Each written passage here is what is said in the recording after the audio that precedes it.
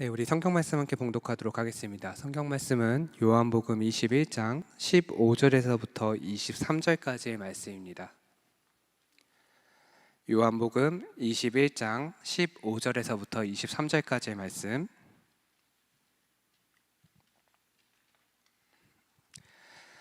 한 절씩 교독하도록 하겠습니다.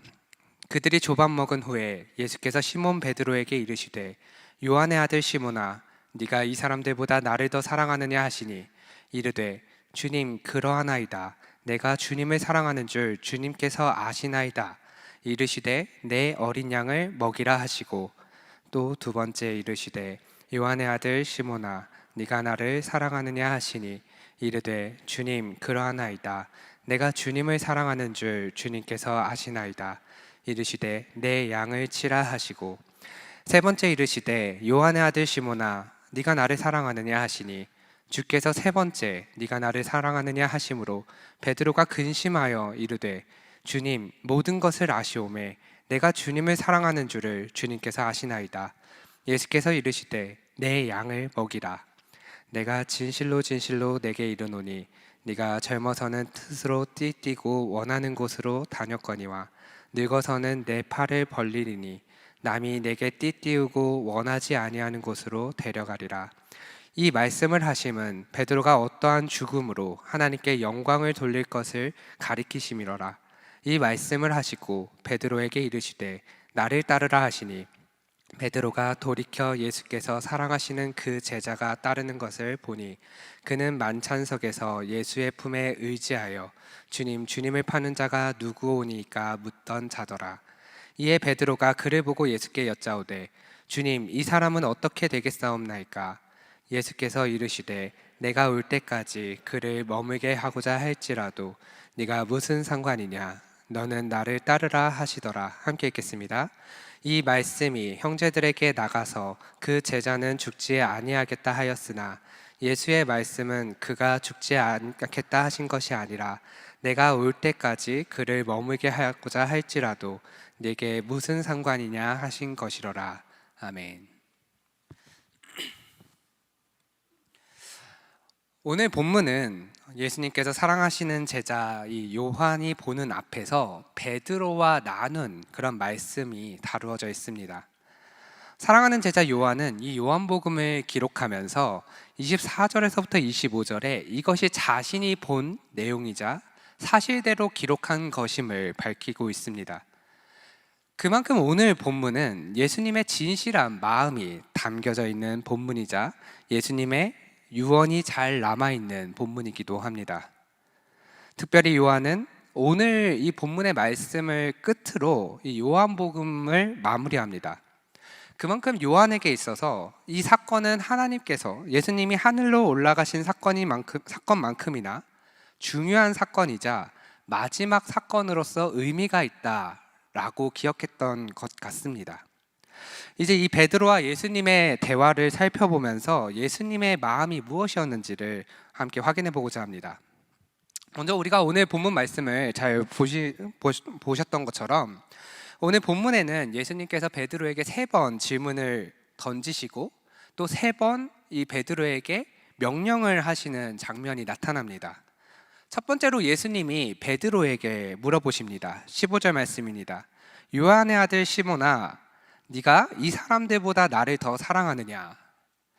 이 질문 앞에 베드로가 대답을 합니다. 주님 그렇습니다. 내가 주님을 사랑하는 줄을 주님께서 아십니다. 그러자 예수님께서 이렇게 말씀하시죠. 내 어린 양떼를 먹여라. 이 첫 번째로 이 대화 가운데 여러분들은 무엇을 보셨습니까? 예수님이 이 베드로에게 뭐라 질문을 던지시죠? 뭐라 부르시죠? 요한의 아들 시몬아. 이 시몬이라고 하는 이름은 베드로의 원래 이름입니다. 예수님을 처음 만났을 때 이 베드로의 이름이 시몬이었죠. 시몬아, 너는 이 사람들보다 나를 더 사랑하니? 다른 사람들이 아니라 자신을 더 사랑하느냐라고 물어보십니다. 그러자 베드로는 당연히 주님을 사랑합니다 라고 말합니다. 그런데 이 표현을 어떻게 말하고 있냐면요, 그러하나이다 내가 주님을 사랑하는 줄 주님께서 아시나이다 이렇게 말하고 있습니다. 자신 있게 당연하죠, 주님. 내가 주님을 얼마나 사랑하는데요. 이렇게 말한 것이 아니라 주님 아시죠? 제가 주님 사랑하는 거. 이렇게 이야기를 하고 있어요. 아마도 이 베드로는 자신이 이전에 예수님을 부인했던 그 사건이 있었기 때문에 부끄러움에, 그러나 사랑하지 않는 것은 아니고 오히려 더 사랑하여서 이렇게 이야기했을 것입니다. 그 사랑에 예수님께서 말씀을 하십니다. 내 어린 양 떼를 먹여라. 베드로의 그 사랑 고백에 예수님께서 무엇을 명하시죠? 내 어린 양 떼를 먹여라. 예수님의 어린 양 떼를 먹이라라고 명령을 하십니다. 즉 예수님의 가르침을 계승하라라고 하는 위임 명령을 내리시는 거죠. 두 번째, 또 이렇게 물어보십니다. 요한의 아들 시몬아, 네가 나를 사랑하느냐? 여기서는 다른 사람들보다 나를 더 사랑하느냐에서 더 집중도 있는 그런 질문을 던지고 있습니다. 다른 사람들이 나를 사랑하는 것보다 나를 사랑하느냐, 이것일 수도 있고요. 혹은 너가 다른 사람들을 사랑하는 것보다 나를 사랑하느냐일 수도 있습니다. 그러나 확실한 것은 예수님은 이 베드로와 예수님 단 둘 사이에서 그 둘 관계에 있어서 정말 사랑하느냐, 정말 다른 그 어떠한 것보다도 너와 나 사이의 그 사랑이 확실한가? 라고 물어보고 계시는 거죠. 그러자 베드로가 또 대답합니다. 주님, 그렇습니다. 내가 주님을 사랑하는 줄을 주님께서 아십니다. 아마 이렇게 두 번 질문을 던지면 이쯤 되면 아무리 눈치가 없어도 어느 정도 알 것 같아요. 베드로도 이상했을 겁니다. 바로 이전에 예수님이 아침밥을 이제 제자들하고 같이 잘 드시는데, 아니 밥 잘 드시고 갑자기 왜 이러시지? 이런 생각이 들었을 겁니다. 그래도 예수님의 제자 베드로는 예수님, 내가 주님을 사랑하는 줄 주님이 아십니다 라고 말하며 두 번째에도 이상은 했지만 그래도 사랑 고백을 하고 있습니다. 그러자 예수님께서 무엇이라 명하십니까? 내 양떼를 쳐라 라고 말하십니다. 양떼를 치라 라고 하는 것은 예수님의 교회를 향한 사명을 위임하고 있는 것이죠. 이제 예수님이 하늘로 올라가시게 되면 예수님의 양들을 올바른 방향으로 인도하여야 할 그 사명이 예수님에게 사랑 고백을 하고 있는 이 제자에게 위임하고 있는 것입니다. 또한 마지막으로 예수님이 물어보십니다. 요한의 아들 시몬아, 네가 나를 사랑하느냐? 세 번이나 이 사랑을 물어보시니까 베드로가 얼마나 불안했을까요? 베드로는 불안함을 안고 답합니다. 주님, 주님께서는 모든 것을 아십니다. 그러므로 내가 주님을 사랑하는 줄 주님께서 아십니다. 그러자 예수님이 말씀하십니다. 내 양떼를 먹여라. 내 양떼를 먹이라 라고 말씀을 하십니다. 오늘 본문에서 양이 세 번 나타나죠. 이 양들은 원문으로 살펴보면 조금씩 더 구체화되어서 이 양이라고 하는 존재를 표현합니다. 첫 번째 양은 아주 어린 양을 의미해요. 정말 갓난아기와 같은 양. 그리고 두 번째는 이제 성인의 몸을 갖추게 된 양을 의미합니다. 그리고 마지막 양 또한 일반적인 양들을 의미하는데요. 이 히브리 문학에서 세 번을 똑같은 의미를 세 번을 계속해서 나타내는 것은 강조법을 의미합니다. 그렇기 때문에 세 번의 질문과 대답, 또 세 번의 위임은 완전함을 위하여 의도적으로 예수님이 베드로에게 행하신 말씀들이죠. 또한 이 세 번의 대답 명령에는 항상 양을 먹이라, 양을 치라, 양을 먹이라 라고 하는 양에 대한 위임이 담겨져 있습니다. 결국 예수님은 이 세 번 모두 예수님의 양들 전부, 예수님을 따르는 양들 전부를 그분의 제자에게 위임을 하고 계시는 말씀이죠. 더 쉽게 말하면 예수님은 교회 공동체를 예수님을 사랑한다 고백하는 제자에게 맡기시는 것입니다. 예수님을 사랑한다 라고 고백하는 그 제자들에게 예수님은 하나님 나라 공동체를 맡기시고 위임하시는 것이죠. 이것을 보면 예수님은 위임을 하실 때도 나보다 더 나를 잘 아시는 분임을 깨닫게 됩니다. 예수님은 베드로가 자신에 대한 사랑을 다시 표현할 기회를 일부러 3번이나 던지셨습니다. 왜죠? 베드로가 예수님을 3번 부인했기 때문이죠. 3번 부인했기 때문에 마찬가지로 그에게 3번 사랑 고백할 수 있는 기회를 주심으로써 그의 완전한 회복을 의도적으로 허락하신 것입니다. 예수님의 제자인 베드로에게 예수님은 그분의 사역을 전적으로 위탁하여 하나님 나라의 사명을 이루어가도록 맡기십니다. 이것이 오카노 목사님이 한스킹의 사도적 교회론에서부터 제자 훈련에 접목시킨 사도적 과제의 계승입니다. 예수님은 오늘 여러분들에게 묻고 계십니다. 네가 나를 사랑하느냐? 이 사랑의 질문 앞에 내 주님,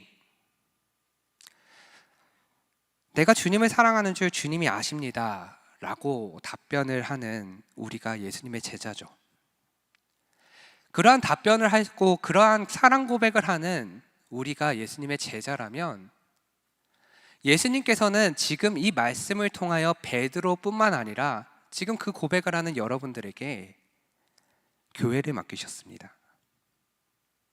우리가 예수님을 3번 배반하면 예수님은 3번 우리에게 돌이킬 기회를 주시고, 우리가 넘어질 때마다, 우리가 예수님을 부인할 때마다, 배반할 때마다 다시금 우리를 돌이켜 그분의 양을 먹이고 치라 명령하시는 분이십니다.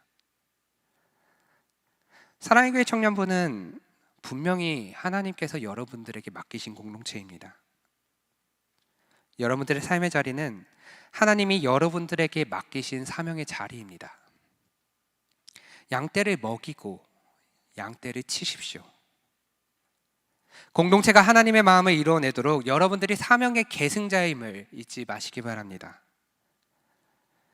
이 말씀 끝에 예수님은 베드로의 죽음을 예언하십니다. 베드로의 죽음은 허망한 죽음이 아니었습니다. 오히려 하나님께 영광이 되는 죽음이었죠. 그렇습니다. 제자들의 죽음은 하나님께서 영광 받으시는 죽음이어야만 합니다. 베드로에게 이 말씀을 전했을 때 베드로는 어떠한 생각이 들었을까요? 저는 이렇게 생각했을 것 같아요. 내가 뭐라고 하나님의 영광이 되는 죽음을 맞이할 수 있겠어?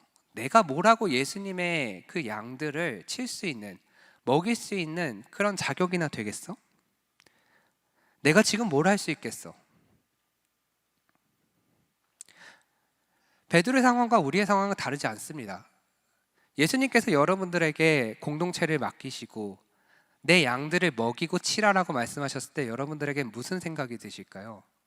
아니, 우리 공동체에 뭐 국장도 있고 엘더도 있고 리더님들도 있는데 내가 뭐라고? 나는 지금 현재 삶만으로도 고단한데, 나는 별거 아닌 존재인데. 우리 청년들의 삶 보면 굉장히 힘들고 고단한 삶이 맞습니다. M4 세대라고 하죠. 취업도 포기하고 결혼도 포기하고 연애도 포기하고. 우리 포기한 거 맞죠? 우리가 의도적으로 선택 안 한 줄 믿습니다. 못하는 거 아니잖아요, 우리.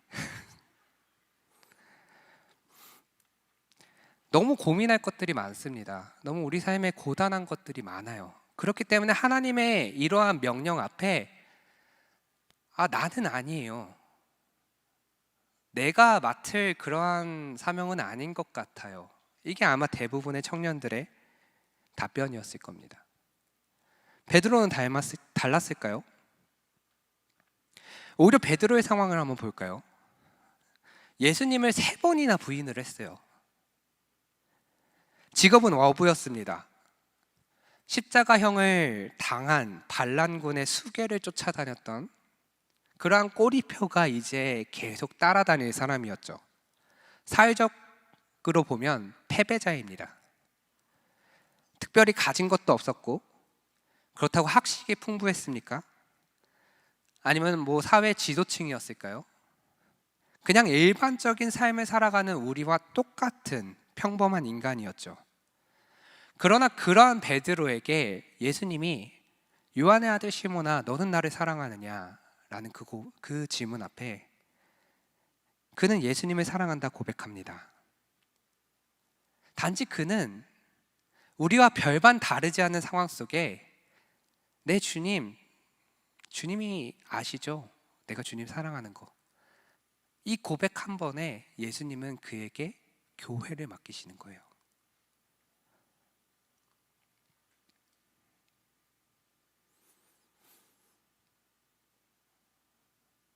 그러자 베드로의 죽음은 그 어떠한 죽음보다도 하나님의 영광을 위한 삶의 끝이었습니다. 오늘 여러분들이 예수님을 향한 진정한 사랑 고백이 있다면 이제는 하나님이 일하실 때입니다. 하나님이 여러분들을 부르셨고 하나님이 여러분들을 먼저 사랑한다 말씀하시며 너는 나를 사랑하느냐? 라는 질문 앞에 여러분들이 그 사랑을 고백할 수 있는 존재들이라면 하나님은 여러분들에게 사명을 계승케 하실 것입니다. 그러면 여러분들이 어떠한 존재든 지금 어떠한 삶을 살고 있든 어떠한 고민 속에서 어떠한 고통 가운데 살고 있든 여러분들의 삶은 하나님의 영광을 위한 삶이 될 것입니다. 여러분들의 죽음은 하나님의 영광 가운데 주어질 영광의 죽음일 것입니다. 저에게는 스승님이 한 분 계십니다. 이분은 한평생 목회를 하셨던 분이고 그분은 저를 제자라고 부르십니다. 저는 그 목사님을 스승이라고 부르기도 합니다. 저 신대원 때 이제 만나 뵀던 교수님과 제자의 관계에서 좀 더 친밀해지고 또 마음을 나누는 사이가 되었는데요. 약 한 달 반 전 그 목사님이 갑자기 전화가 왔습니다. 제가 평소에는 전화를 제깍제깍 받지도 않는데 이상하게 그날은 받게 되더라고요. 목사님 웬일이세요? 라고 전화를 받으니까 잘 지내냐? 네, 잘 지냅니다. 그랬더니 목사님 잘 지내시죠? 하는 말에 이 목사 내가 암이래 라고 말씀하시는 거예요. 되게 충격적이었어요. 갑자기 막 부들부들 떨리면서 무슨 말씀을 드려야 되지? 목사님 괜찮으세요? 어떡해요? 정말 이 말 말고는 할 말이 없더라고요. 그날 만나자고 하셔서 찾아뵀습니다. 참 많이 힘들어 하셨어요. 왜냐하면 한 번도 본인이 건강으로 무너질 거다라고 생각을 해보신 적이 없으셨거든요. 그리고 항상 정말 비전으로 가득 차 계셨기 때문에 본인이 이제 몸이 아프다라는 것을 받아들이기 힘드셨던 것 같습니다. 그러면서도 의연한 체 하면서 괜찮다 이렇게 말씀하시는데 눈물이 핑 돌더라고요. 그리고 그분은 저에게 교회를 부탁하셨습니다.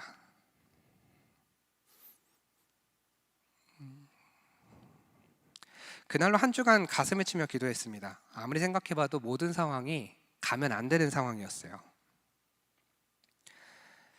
모두가 반대하는 길 같았습니다.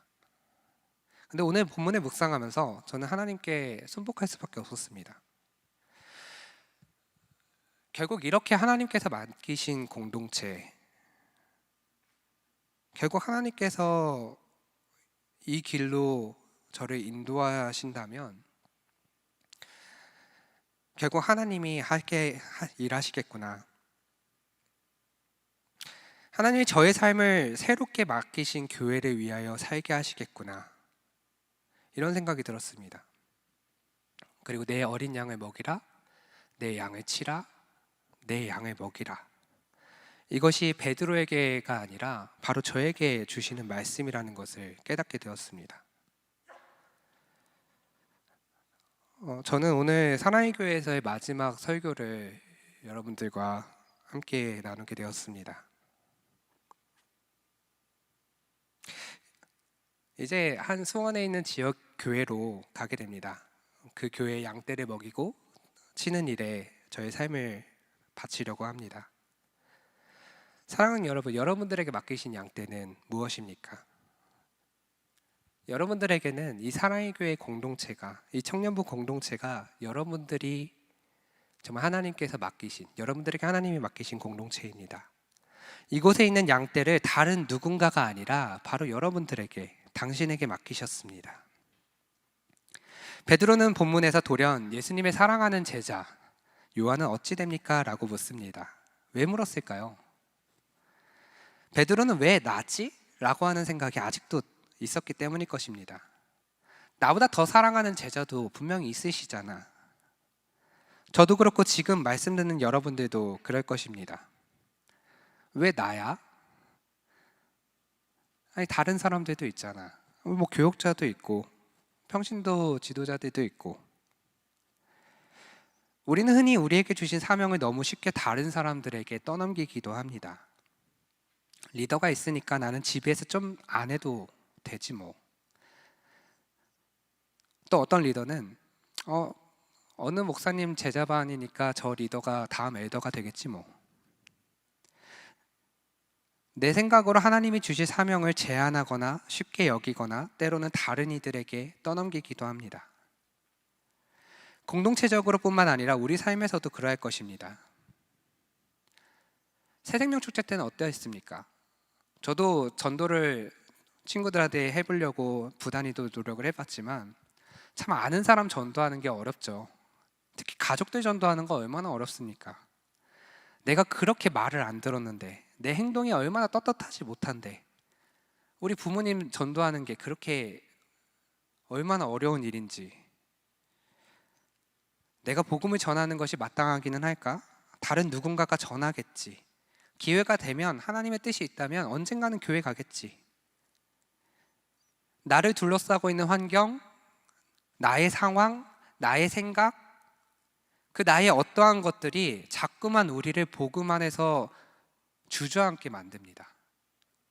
하나님은 분명 그러한 상황, 그러한 생각, 그러한 어떠한 고민도 뛰어넘어서 우리가 그 사명을 이룰 수 있도록 주님께서 일하실 분이신데 우리는 자꾸만 주저앉는 것이죠. 그러나 예수님은 베드로의 이 질문 앞에 분명하게 말씀하십니다. 네가 무슨 상관이냐? 너는 나를 따르라 하시더라. 예수님은 다른 사람에게 이 사명을 주신 것이 아니라 예수님께 사랑 고백을 한 그 당사자 베드로에게 이 사명을 위임하신 것입니다. 베드로는 이 생각 저 생각을 하게 되었을 것입니다. 사명의 위임, 자신의 죽음에 대한 예언, 사랑하는 제자는 어떻게 될지에 대한 궁금증, 이 모든 것들이 베드로의 머릿속에서는 나의 상황, 나의 생각, 나와 관련된 사건이라고 생각했을 것입니다. 그러나 예수님은 베드로의 생각과 걱정, 그 고민, 의문, 이것을 정확하게 아시고 말씀하십니다. 네가 무슨 상관이냐? 내 생각에는 사실 상관이 있는 것 같은데 예수님께서는 상관없는 일이라 말씀하세요. 왜냐하면 하나님이 맡기신 사역에 대하여 무슨 인간의 상관이 있겠습니까? 오직 하나님의 상관만이 있을 뿐이죠. 하나님이 하실 것이고 하나님의 계획으로 하나님께서 인도하실 것인데 우리에게 순종 말고 무엇을 남길 수 있겠습니까? 예수님은 내가 생각해야 하는 것이 나 자신, 나의 삶이 아니라 하나님 나라임을 강조하고 계시는 것입니다. 그래서 예수님은 분명하게 말씀하십니다. 네가 무슨 상관이냐? 너는 나를 따르라 하시더라. 이것이 참 위로가 되는 말씀입니다. 맞습니다. 나의 시선으로 보면 모든 것이 절망적이고 나의 시선으로 보았을 때 예수님의 사명을 계승할 자격이 없는 존재가 바로 나 자신입니다. 그러나 그 시선을 주님께 옮기게 되면 어떠한 일이 벌어집니까? 주님께서 주신 그 사명의 자리 가운데 주님께서 일하시는 겁니다. 내 작은 마음이 하나님의 꿈을 꾸기 시작하고요. 황폐한 땅 한가운데에서 하나님의 마음을 알게 되는 것입니다. 그래서 저는 예수님을 따르기로 결심했습니다. 저에게 허락하신 곳이 어디든 주님의 양을 먹이고 치는 일에 순종하기로 결심했습니다. 사랑하는 여러분, 여러분들도 예수님의 이 사명의 자리에 순종하며 따르시길 원합니다. 저에게 주신 사명은 이제 하나님께서 상관하며 이루어 가실 것입니다. 여러분에게 주신 사명, 그것이 하나님이 주신 사명이요 하나님이 상관하실 일임을 기억하시기 바랍니다. 그리고 그 사명의 끝에 우리에게 주어질 것은 하나님의 영광이요 그 영광과 연합된 우리의 삶과 죽음은 분명 복될 줄 믿습니다.